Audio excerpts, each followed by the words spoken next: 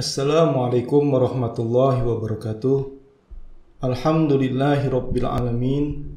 Alhamdulillahilladzi anzala sakinata fi qulubil mu'minin liyazdadu imanan ma'a imanihim. Asyhadu an la ilaha illallah wahdahu la syarikalah wa asyhadu anna Muhammadan abduhu wa rasuluh. Allahumma salli wa sallim wa barik ala sayyidina wa habibina wa syafi'ina wa maulana Muhammad wa ala alihi wa sahbihi wa barik wa salim ajma'in. Ikhwatal iman rahimakumullah, dingsana sekalian yang dirahmati oleh Allah. Apa kabar pian semuanya? Mudah-mudahan pian dalam keadaan sehat walafiat, diberkahi umurnya dan dilancarkan segala usaha-usahanya. Salawat serta salam tercurah kepada panutan kita baginda Rasulullah sallallahu alaihi wasallam.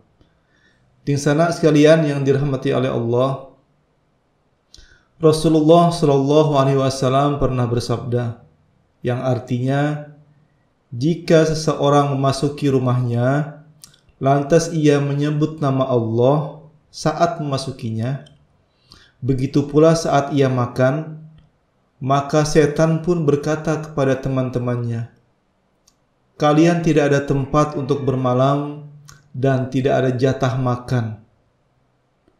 Ketika ia memasuki rumahnya tanpa menyebut nama Allah ketika memasukinya, setan pun mengatakan kepada teman-temannya, saat ini kalian dapat makan, saat ini kalian dapat tempat untuk bermalam.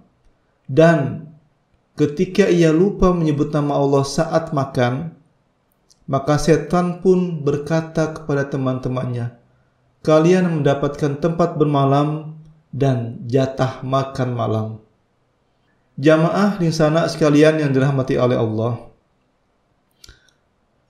dari hadis ini Rasulullah menyampaikan kepada kita bahwa ketika kita akan masuk rumah kita, mungkin dari luar gitu ya, kita dari jalan gitu, lalu akan memasuki rumah kita, maka hendaknya kita menyebutkan asma Allah, menyebutkan bismillahirrahmanirrahim ketika membuka pintunya dan akan masuk.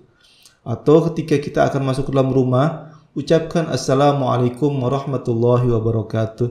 Supaya apa? Supaya ketika kita jalan tadi kan kita tidak tahu jamaah, adakah setan, adakah jin yang ikuti kita gitu.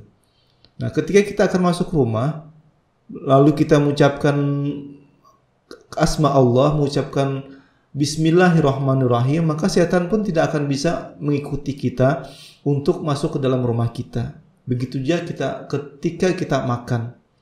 Ketika kita makan, sebelumnya kita mengucapkan doa-doa perlindungan, doa sebelum makan, minimal bismillahirrahmanirrahim.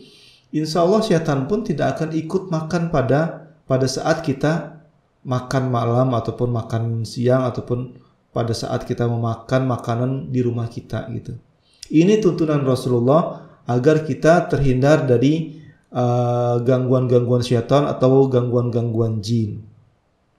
Nah, jamaah sekalian dirahmati oleh Allah, pada kesempatan kali ini saya ingin menyampaikan tentang tanda-tanda rumah manusia diganggu oleh syaitan atau diganggu oleh bangsa jin. Nah, jamaah yang dirahmati oleh Allah, ternyata ketika kita menginap atau kita memasuki rumah kita atau menempati rumah kita, kadang-kadang ada syaitan-syaitan, kadang-kadang ada bangsa jin yang ikut dalam menempati rumah tersebut gitu. Namun demikian jamaah yang dirahmati oleh Allah, kalau kita bisa menjaga ibadah kita di rumah tadi, insya Allah jin-jin yang ikut dalam rumah kita pun tidak akan bisa mengganggu kita. Jin-jin yang ikut tinggal di dalam rumah kita ataupun di atap-atap rumah kita, dia tidak akan mengganggu kita, lantaran kita terus meminta perlindungan kepada Allah.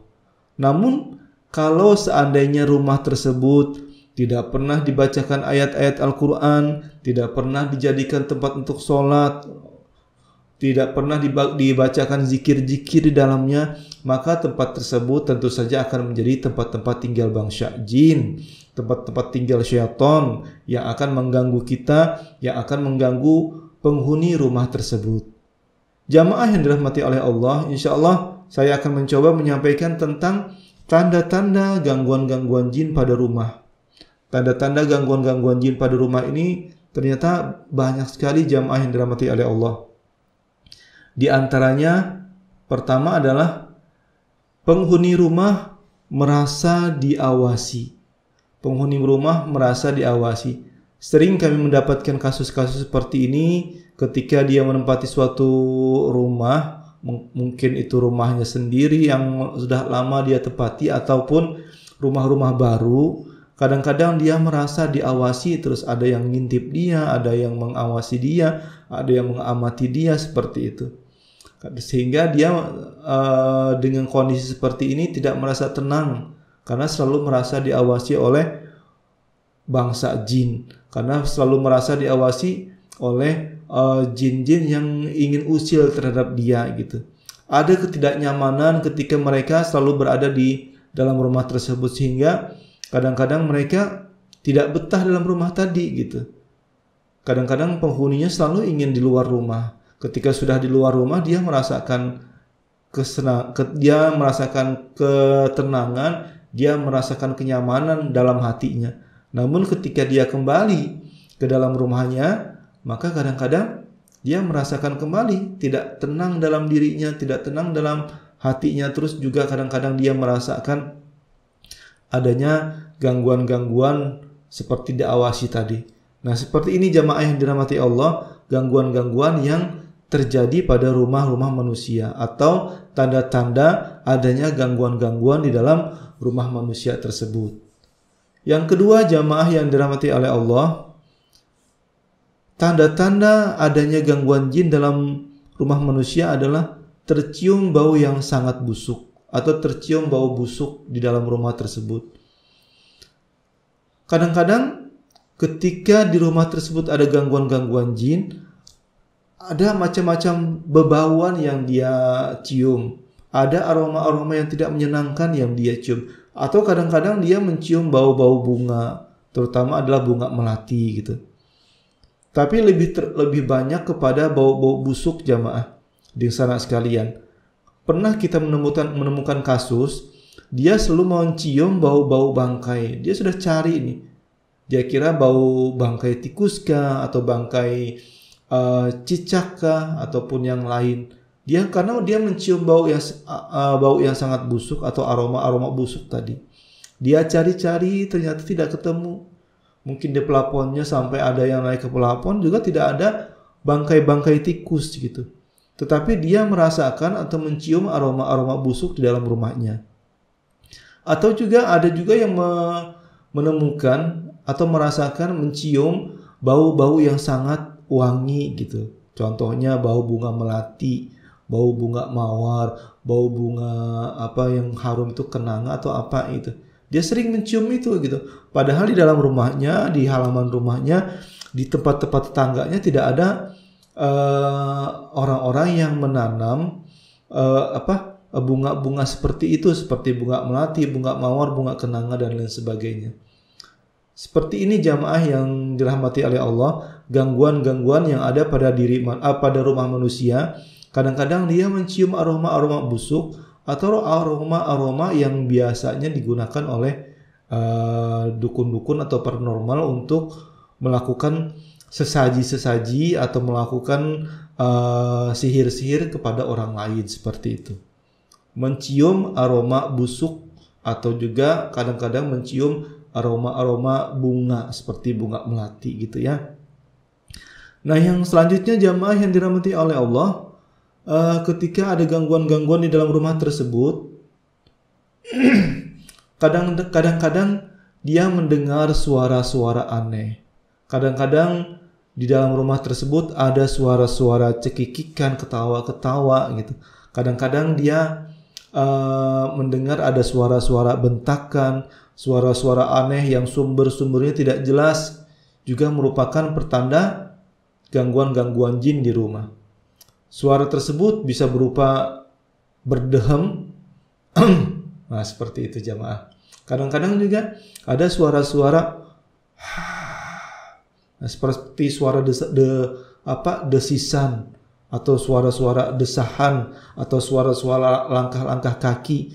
Nah, biasanya kalau rumah-rumah itu berloteng atau tingkat 2, kadang-kadang ada yang suara-suara yang menapak tangga-tangga tersebut, plek plek plek, seperti itu. Ada suara jalan yang menaiki atau turun tangga. Ada suara orang menangis. Ada suara-suara orang yang bercerita, atau ada suara-suara ribut di dalam rumah tersebut. Mungkin di ruang tamu, di ruang makan, ataupun yang lain. Kadang-kadang ada suara piring yang berdentang ketika beradu dengan sendok atau garpu, seperti itu. Macam-macam suara yang dirasakannya di dalam rumahnya tersebut. Nah, ini juga merupakan tanda-tanda gangguan-gangguan jin di dalam rumah tadi. Jadi, ketika ada yang sering mendengarkan suara-suara aneh seperti suara berdeham, suara-suara batuk, suara-suara menangis yang ketika dicari asal muasal suara tersebut tidak ditemukan, atau suara-suara cekikan ketawa, ada suara-suara ngobrol di pojok-pojok tertentu, kadang-kadang ada suara anak-anak yang bermain ribut gitu. Nah, bisa jadi ini adalah tanda-tanda gangguan-gangguan jin dalam rumah kita. Lalu bagaimana Ustadz cara menangkalnya, cara menterapi rumah kita, cara membebaskan rumah kita dari gangguan-gangguan jin? Insya Allah di akhir ini kita akan bahas bagaimana cara mengatasi rumah yang ada gangguan-gangguan jin di dalamnya. Berikutnya yang dirahmati oleh Allah, jamaah yang dirahmati oleh Allah, penghuni rumah tersebut sering sakit-sakitan dan sakitnya tidak jelas. Jadi tanda-tanda berikutnya adalah penghuni rumah tersebut kadang-kadang suka sakit dan sakit-sakitnya pun tidak jelas. Kadang-kadang ada sakit yang menyerang perasaannya, kok tidak tenang, tidak bisa khusyuk dalam ibadahnya, terus merasa kegelisahan dalam dirinya. Kadang-kadang dia menderita sakit kepala yang berturut-turutan gitu. Kadang-kadang juga dia merasakan sakit di bagian-bagian tertentu yang memang tidak jelas. Kadang-kadang muncul, kadang-kadang hilang penyakit tersebut. Seperti itu terus yang dia rasakan. Kadang-kadang sakit itu bergantian. Kadang-kadang orang tuanya yang sakit, kadang-kadang istrinya, kadang-kadang suaminya, kadang-kadang anaknya, anak 1, 2, dan 3 bergantian terus sakit tersebut. Dan sakitnya pun tidak jelas. Tapi dia merasakan badannya tidak enak. Dia merasakan badannya sakit. Dia merasakan badannya rakai. Sakit gitu ya. Nah, ini jamaah. Di rumah atau tanda-tanda gangguan-gangguan jin di rumah, kadang-kadang penghuninya suka sakit dan sakitnya bergantian. Sakitnya pun kadang-kadang tidak jelas. Kadang-kadang sakit kepala, kadang-kadang datang lagi sakit perut, kadang-kadang datang lagi sakit-sakit yang lain. Terus bergantian sakit-sakit tersebut dan juga bergantian yang menderita sakit tadi. Ini salah satu tanda-tanda di rumah ada gangguan-gangguan jin. Baik jin yang memang usil ataupun jin-jin yang dari kiriman-kiriman orang ataupun sihir. Seperti itu jamaah ya. Dan selanjutnya jamaah yang dirahmati oleh Allah, tanda-tanda gangguan dalam rumah tadi, kadang-kadang penghuninya suka bertengkar. Penghuninya suka berkelahi. Kadang-kadang hanya masalah-masalah sepele, bertengkarnya hebat. Antara suami istri suka bertengkar, antara anak dengan anak yang lain suka bertengkar, antara orang tua dengan anak suka bertengkar. Pokoknya bertengkar terus. Tetapi ketika sudah keluar rumah itu, ketika sudah ada di luar rumah, ketika jalan kemana gitu, mereka akrab, mereka saling menyayangi gitu. Tapi kalau sudah kembali lagi ke rumah, seperti itu lagi, bertengkar. Kadang-kadang masalah yang sangat sepele menjadi bahan-bahan untuk pertengkaran mereka. Kadang-kadang mungkin permasalahan mungkin remote TV lah, mungkin baju yang tidak ketemu lah, mungkin apalagi mencari barang-barang yang sudah dicari tidak ketemu-ketemu gitu. Begitu sudah perlu dicari nggak ketemu. Tapi ketika sudah santai tiba-tiba barang itu ada, mudah dicari, dan seperti itu seterusnya. Seperti itu seterusnya yang menyebabkan di penghuni rumah tersebut kadang-kadang suka bertengkar, berkelahi dan lain sebagainya. Ini tanda-tanda jamaah. Tanda-tanda di rumah tadi ada gangguan-gangguan jin. Kita rasakan aja. Kalau di keluarga kita suka bertengkar, suka berkelahi, suka ribut di dalam rumah tersebut, ayo introspeksi dah. Jangan-jangan ini merupakan gangguan-gangguan jin. Kalau ada gangguan-gangguan jin, di akhir pertemuan ini kita akan bahas bagaimana cara menangani rumah yang ada gangguan-gangguan jin di dalamnya. Selanjutnya jamaah yang dirahmati Allah, sering bermimpi buruk. Mimpi buruk dianggap kadang-kadang dianggap bunga-bunga tidur. Tapi kadang-kadang mimpi-mimpi buruk ini merupakan pertanda gangguan-gangguan jin. Saya sering mendapatkan keluhan-keluhan dari orang-orang yang terkena gangguan-gangguan jin yang dilatar belakangi adanya mimpi-mimpi buruk. Kadang-kadang mimpi buruk itu menjadi pertanda dia ada gangguan-gangguan. Kadang-kadang mimpi-mimpi buruk yang dirasakan tersebut merupakan ciri-ciri dia ada gangguan-gangguan baik di rumahnya ataupun pada dirinya. Kadang-kadang kalau sudah mimpi buruk itu terbawa kepada perasaannya. Sebenarnya jamaah yang dirahmati oleh Allah, saya sering menemukan kasus-kasus orang-orang yang suka bermimpi buruk ini memang dan lalu terbawa ke perasaannya, itu kadang-kadang memang dipancing oleh bangsa jin agar bangsa jin tersebut bisa masuk ke dalam tubuhnya. Misalnya gini, maksudnya gini jamaah. Dia sudah terkena gangguan jin dan dia sudah membentengi dirinya dengan baik dengan ibadah, mungkin berupa sholat, berupa baca Quran dan tilawah Quran. Dan ketika dia menjaga itu, dia sudah terbentengi gitu. Dia sudah terbentengi sehingga bangsa jin yang ingin mengganggunya tadi bingung mencari cara bagaimana caranya agar orang tadi bisa diganggunya lagi gitu. Karena ketika dia sadar, ketika manusia ini dalam keadaan sadar, dia tidak bisa masuk mengganggu. Maka dia masuklah melalui mimpi-mimpinya. Kadang-kadang dibawa di mimpinya dengan mimpi-mimpi buruk. Mungkin kadang-kadang di mimpinya dengan dia dikasih makan sesuatu. Kadang-kadang dia bermimpi anaknya disakiti gitu. Sehingga ketika dia terbangun, perasaannya menjadi tidak enak. Pada saat perasaannya tidak enak, perasaannya galau, perasaannya sedih seperti inilah, jin yang menunggu, jin yang mencari-cari celah untuk masuk ke dalam tubuhnya, masuk. Kenapa? Karena pintu-pintu di dalam diri manusia tadi terbuka untuk masuk. Mungkin melalui pintu sedih, pintu marah, pintu galau, cemas, dan lain sebagainya. Makanya saya sering sampaikan, ketika bermimpi buruk, jangan sampai terbawa kepada perasaannya. Ketika bermimpi buruk, hendaklah meminta perlindungan kepada Allah dan usahakan perasaannya tetap tenang. Usahakan perasaannya tetap meminta perlindungan kepada Allah dan yakin bahwa Allah akan melindunginya. Jangan sampai cemas, jangan sampai galau, jangan sampai sedih, jangan sampai melamun lantaran memikirkan mimpi-mimpi yang buruk tadi. Seperti itu ya jamaah ya. Ini jadi tanda-tanda gangguan-gangguan jin dalam rumah tadi bisa jadi orang-orang yang menghuni rumah tersebut bermimpi buruk. Seperti itu ya. Lanjut jamaah. Nah, tanda yang berikutnya adalah ketika di rumah tadi ada gangguan-gangguan, sering adanya penampakan-penampakan bangsa jin dalam wujud yang tidak aslinya.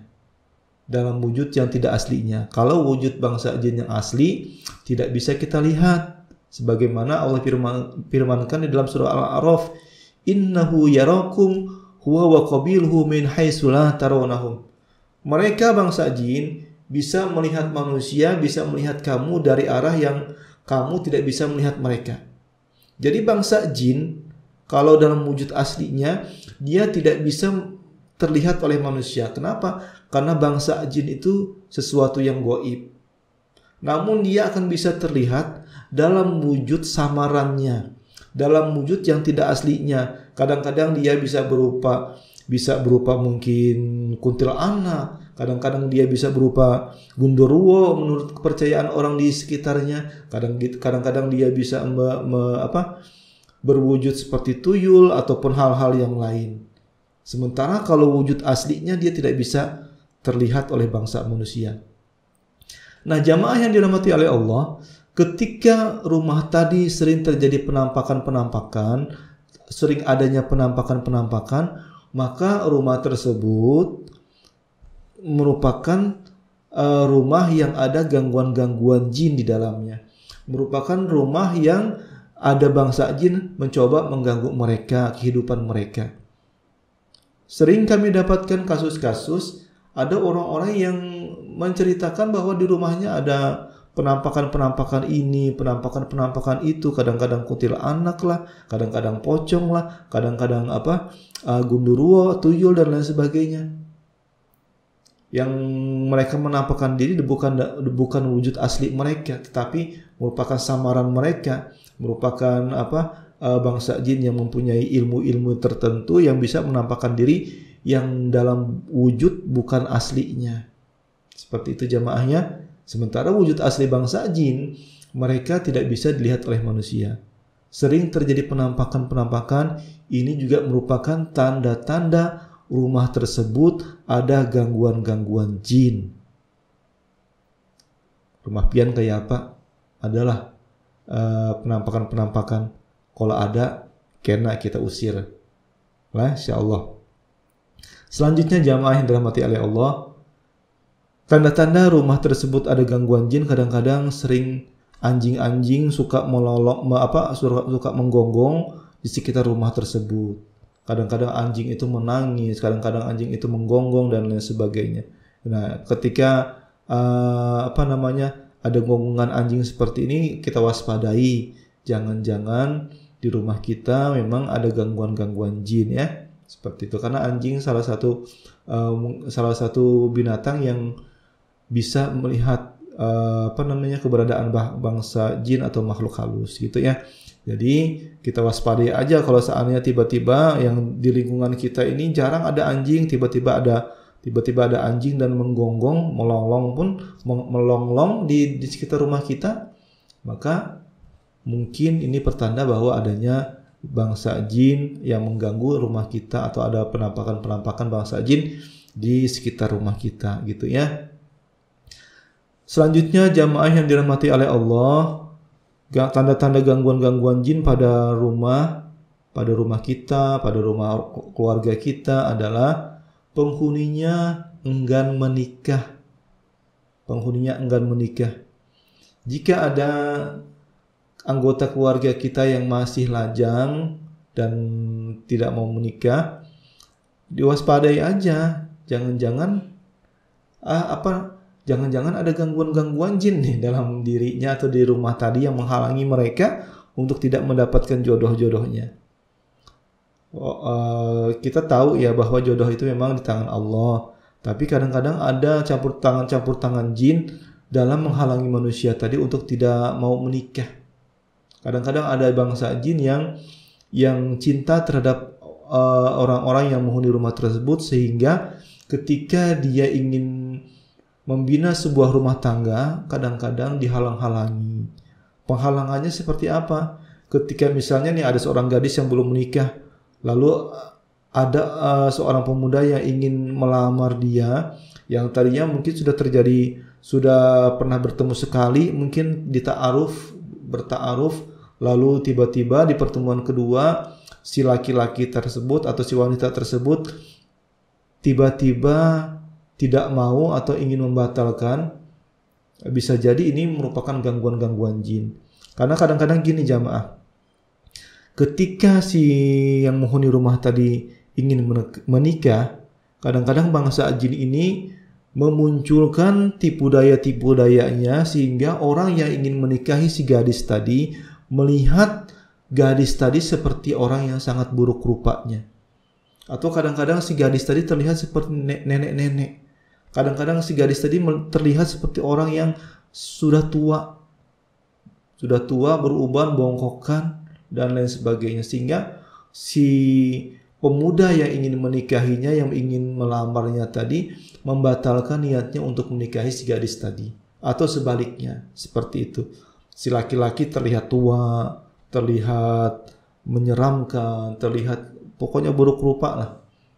Sehingga terjadilah pembatalan atas pernikahan yang akan dilangsungkan. Dan ini sering terjadi jamaah. Sering sekali terjadi kepada orang-orang yang gagal menikah, selalu gagal menikah. Ketika ditanya kepada orang yang ingin melamarnya atau orang yang ingin dengan dia, pengakuannya adalah orang tersebut kok buruk rupanya, orang tersebut kok kayak nenek-nenek, orang tersebut kok seperti orang yang sudah tua gitu, dan lain sebagainya. Kalau terjadi seperti ini jamaah, ini adanya tanda-tanda gangguan-gangguan jin yang ada di dalam rumah tersebut. Bagaimana cara mengatasinya? Insya Allah setelah ini kita coba bahas gitu ya.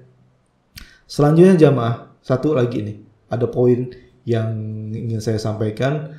Tanda-tanda gangguan jin di dalam rumah tersebut adalah jin suka mengganggu penghuninya pada saat tidur. Jin suka mengganggu penghuninya pada saat tidur. Jadi kadang-kadang ketika penghuni tadi sudah tertidur, kadang-kadang ada gangguan-gangguan, mungkin suara-suara ribut lah di kamarnya atau di bagian-bagian ruangan yang lain sehingga dia merasa terganggu dalam tidurnya. Atau kadang-kadang dia meletakkan benda ini kok tiba-tiba pada saat dia bangun benda tersebut berpindah tempat. Atau kadang-kadang penghuninya diangkat yang tadinya di kamar menjadi berada di kamar mandi gitu. Dari kamar tidur menjadi berada di kamar mandi. Atau kadang-kadang selimutnya lah ditarik, bantalnya lah yang diangkat-angkat, atau dianya sendirilah yang diangkat seperti terbang gitu. Gangguan pada saat tidur. Kalau merasa ada gangguan-gangguan seperti ini, yakinilah mungkin diri kita, mungkin rumah kita ada gangguan-gangguan jin di dalamnya. Lalu guru, solusinya apa nih? Solusinya apa nih agar rumah kita terbebas dari gangguan-gangguan jin? Solusinya adalah gampang, mudah jamaah yang dirahmati oleh Allah, di sana sekalian yang dirahmati oleh Allah. Solusinya sangat mudah. Solusinya adalah jaga ibadah kita. Jaga ibadah kita.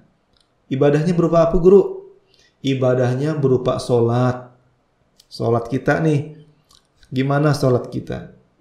Yang wajib sudah kita laksanakan atau belum? Atau masih bolong-bolong?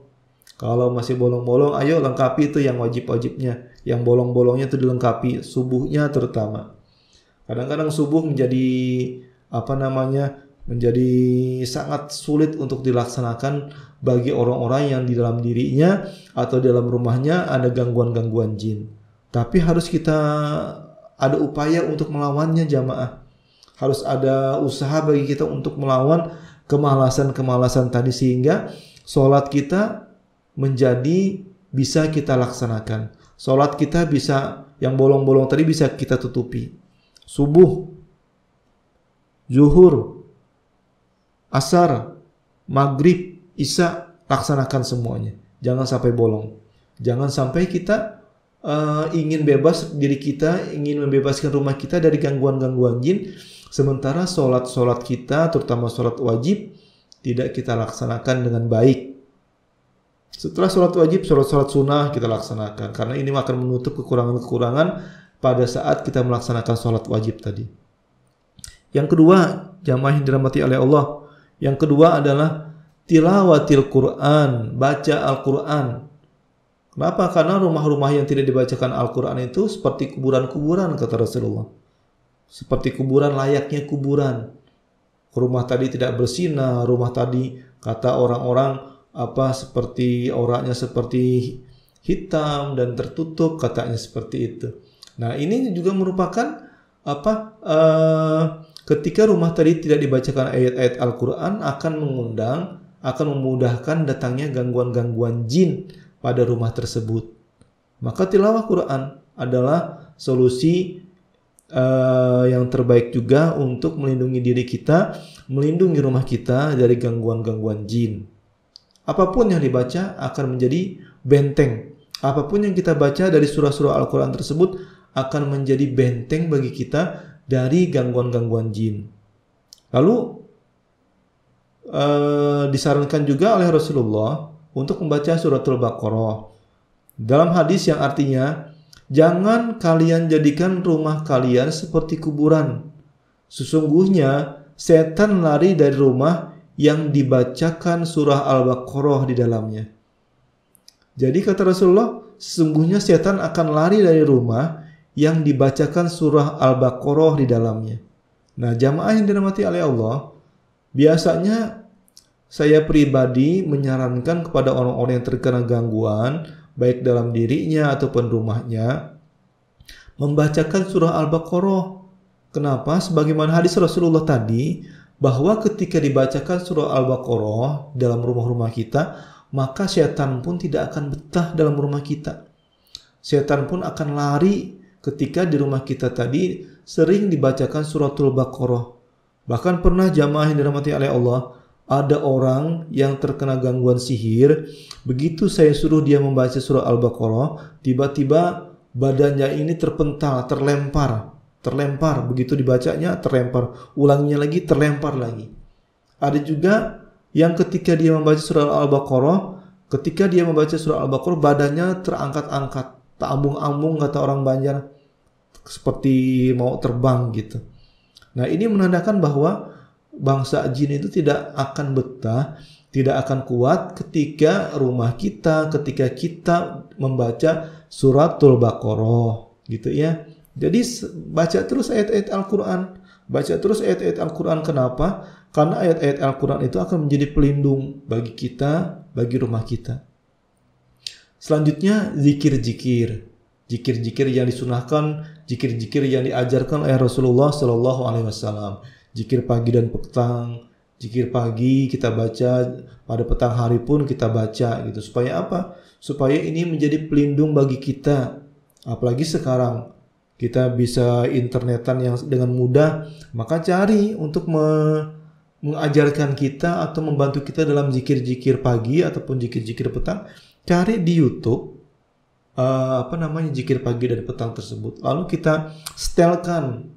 Pada saat disetelkan, kita ikuti bacaan-bacaan yang kita dengarkan dari YouTube tadi, seperti itu. Ini jamaah yang dirahmati Allah, cara-cara yang bisa kita lakukan untuk membentengi diri kita, membentengi rumah kita dari gangguan-gangguan jin. Selanjutnya jamaah yang keempat adalah kita sadari, kita cari, kita introspeksi diri, apakah kita menyimpan jimat-jimat atau benda-benda pusaka di dalam rumah kita. Kalau kita masih menyimpan jimat-jimat, benda-benda pusaka, apabila kita ingin membebaskan diri kita, rumah kita dari gangguan-gangguan jin, ayo benda-benda tadi dikeluarkan. Kita buang, kita jauhkan dari rumah kita. Bebaskan rumah kita dari benda-benda tersebut. Jangan lagi kita menyimpan benda-benda tersebut. Karena benda-benda itu jamaah yang dirahmati oleh Allah bisa memancing kedatangan bangsa-bangsa jin dari luar. Benda-benda tersebut bisa memudahkan sihir-sihir masuk ke dalam rumah kita, masuk ke dalam tubuh kita dan mengganggu kita, membuat kita sakit. Maka dari itu jamaah, kalau masih ada jimat-jimat, masih ada benda-benda pusaka dalam rumah kita, ayo mulai sekarang kita bersihkan dah.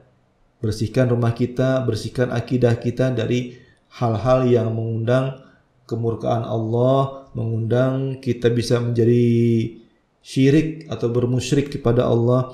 Kita bisa mengundang gangguan-gangguan jin datang ke dalam rumah kita dan mengganggu diri kita. Nah, ini jamaahlah yang harus kita lakukan adalah jaga ibadah kita, baik berupa sholat, berupa tilawatil Quran, berupa zikir-zikir, dan yang terakhir cari rumah kita jangan sampai ada tersimpan jimat-jimat atau benda-benda pusaka. Kalau kita ketemu dengan benda-benda tersebut, ayo keluarkan. Ini solusi yang diajarkan dalam Islam untuk agar kita terhindar daripada gangguan-gangguan jin.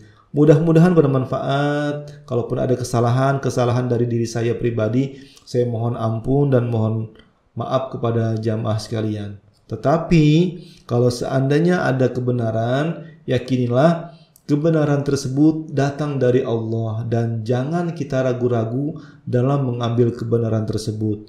Hadanallah wa iyyakum ajma'in. Akhiran, assalamualaikum warahmatullahi wabarakatuh.